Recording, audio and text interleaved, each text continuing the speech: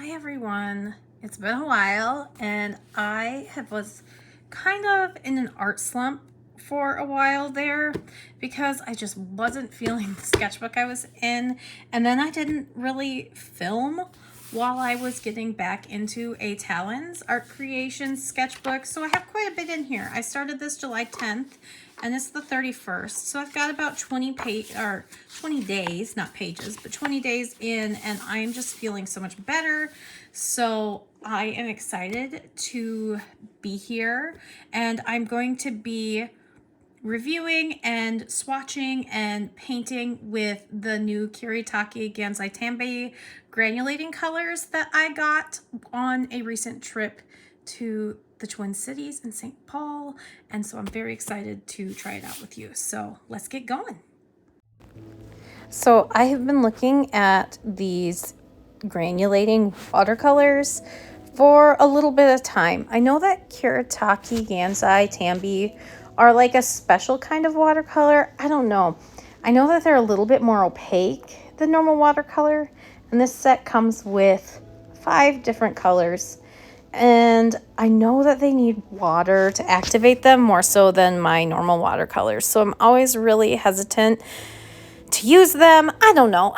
It's just weird. But I am kind of obsessed with Schminka's super granulating watercolors. So when I saw these, I was like, I have to try them.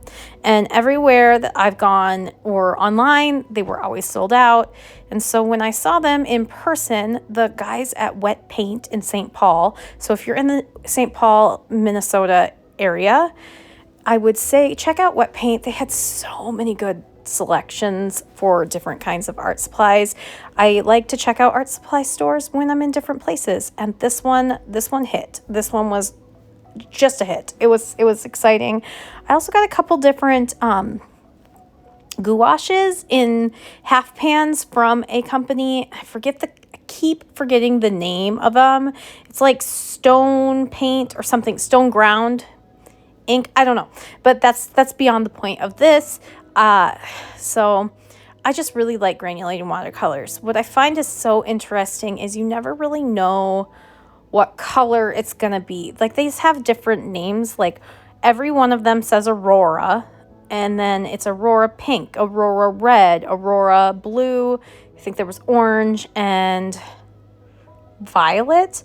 And so I wasn't sure which color was going to be my favorite, and I'm still kind of on the fence. I'm still on the fence even after playing around with them, whether or not I would want a full set again, or if this is one that I am going to just take and have one of them with me, because I do like granulating colors.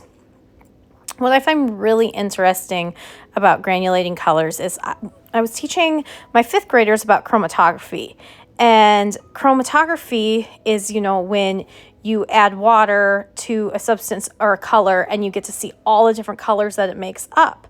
And so I learned myself a little bit more of why these granulating colors work the way they do, because the particles of different colors of paint and pigments way different. They have a different mass, they have a different size of molecule. So what we found in our experiments, because we got to use food coloring, and I even brought in some of my fountain pen ink for the class to play with, we found that reds tend to hang down farther because they're heavier, and blues will be the ones that go way up.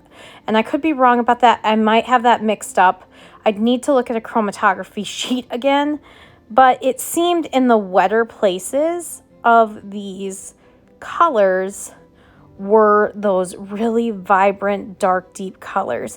And it was just interesting. Like, the reds would stay in the deep pools of the water and they wouldn't move as far. So maybe I'm right on that. It has been 6 months since I've taught chromatography, so I could be completely misremembering, because we don't remember everything in our brains. And when we're teaching different curriculums and different subjects in elementary school, it's very hard to remember exactly what we taught.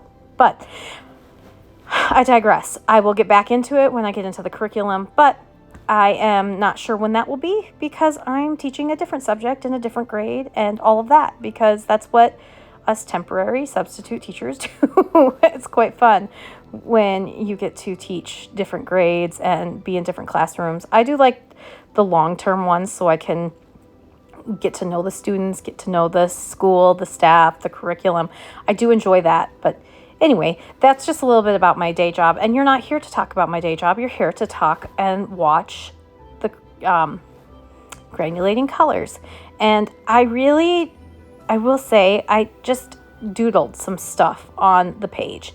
And I missed filming my inking of it, but I used a TWSBI Diamond pen with an extra fine nib, and then I also had De Atramentis document ink, and I was just doodling. I was like, ooh, I want to draw a cat. Ooh, I want to draw this, and I drew my new dog because we got a new puppy recently.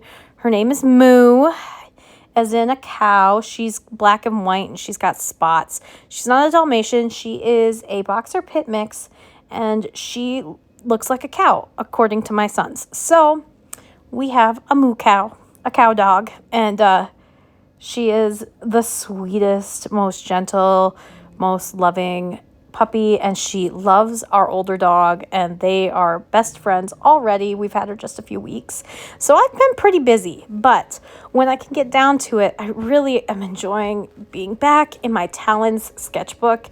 These sketchbooks, I don't know what it is about them, because I go through these phases where I really dislike them. I don't know why. I can't explain myself. I'm just weird. So I go through these like phases where I'm like, ugh, this sketchbook isn't the greatest. And it isn't. Like, it is not the greatest sketchbook in the whole world. There are definitely better quality sketchbooks out there. However, I don't know what it is. The paper and the color and the texture, it's like coming home. If that makes sense to anyone, it's like coming home. I loved my Archer and Olive sketchbook, but I don't want one with the same background. And I mentioned that, I think, in my last video. I don't want one with the same cover because I like to switch out the covers.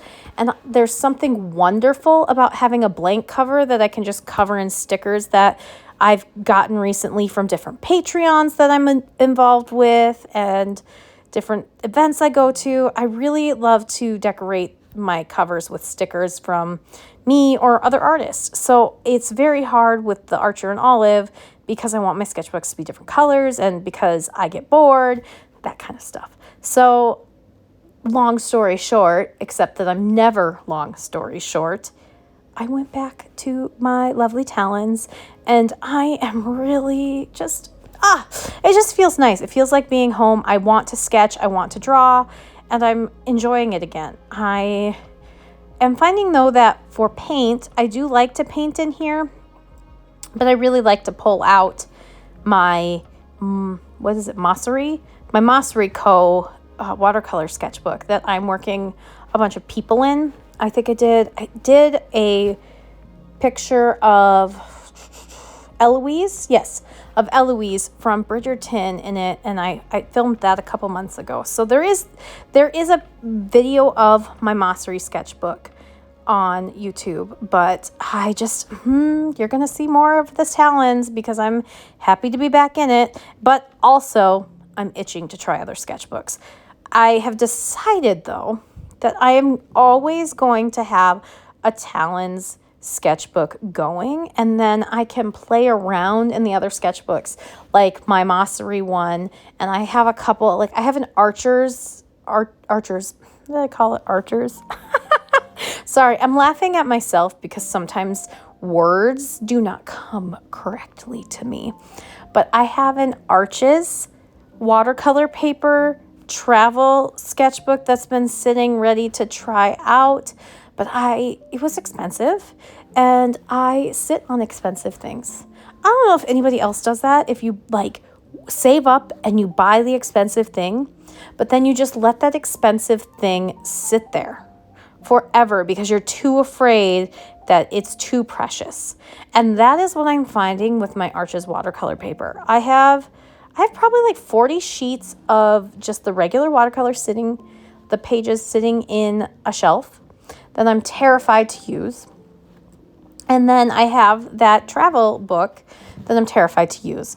And yet I will use the cheap stuff and spend more on cheap paper and use the crud out of it when I use it, because it's like, oh yeah, this was less money. And it's just, this is a mindset thing for me, and I'm working on it, but I digress. That's what I do. So, that's kind of what I'm trying to figure out. Like, I'm so surprised at myself that I actually let myself work in my Archer and Olive sketchbook, because it could have just sat there, and it didn't. I filled that entire thing, and I swear the sketchbook tour is coming. I swear. I am so proud of that sketchbook. I go through it and look through it all the time. And so it's like one of those things where I love looking through it, and I can't wait to share the whole thing with you. It is so long that I'm thinking about breaking it up into 2 sections, but I'm not sure. We'll see. However, let's get back to this paint, because I don't have much time left in this video. I kind of wanted to make this a little bit of a shorter video just for myself and you all, so you can listen to me ramble a little less, maybe. I don't know. Maybe you like listening to me ramble. I don't know. Anywho, so this granulating watercolor, as you can see, I've kind of just like taking one of the colors and placing it different places. I love how the top left fish turned out. That was with the Aurora Blue. And I think, thinking about the colors, I really loved that Aurora Blue and the Aurora Violet. I do want to try these on a regular watercolor paper, and so I might try it in another video where I'm trying it on actual watercolor paper and you can see it there. But I really wanted to see, well, does this work great in my everyday sketching? And it would definitely. I did think that for a whole palette, I don't think this is one that I could just throw the palette in my bag and call it good. I'm not sure that I would want just all these colors, because there's really not a good green, which is hard. I know that the Aurora Orange has like, it's like a green and an orange tone, and in places it's like brownish. So that's kind of where I used it on the koi fish. And I wonder if you would get the more bold brightness if I actually used watercolor paper. But I'm not sure. I went through and I was practicing with different consistencies of thickness of the paint as well, which is why I had that little bowl. And I'm not sure. So it's not that I don't like this paint. I just think it would be a nice addition to other paint. So I think what I want to do next is take one of these or 2 of these.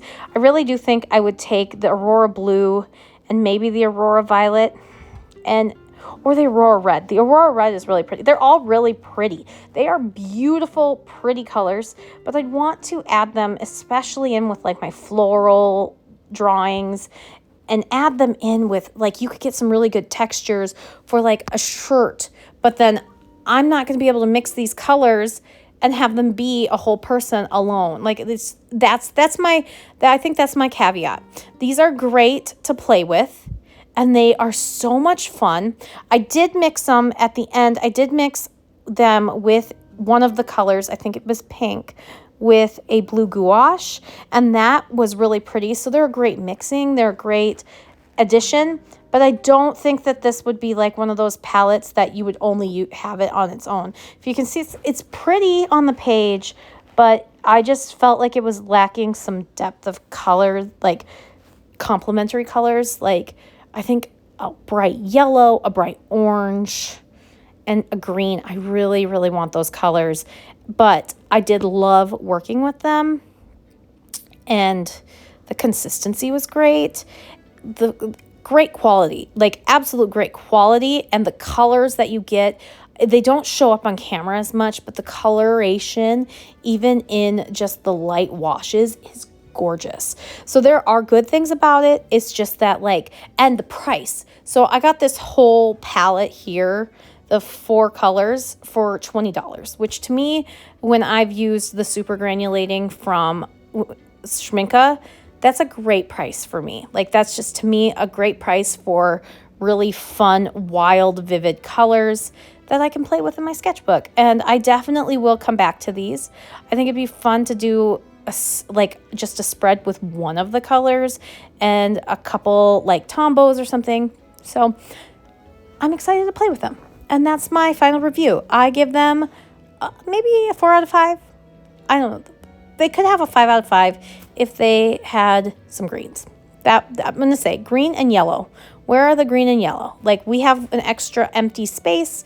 We could have had a green and yellow. However, it's beautiful. This was fun. I hope you enjoyed it. And I hope you come back for my next video. If you got this far and you've watched this video, thank you so much.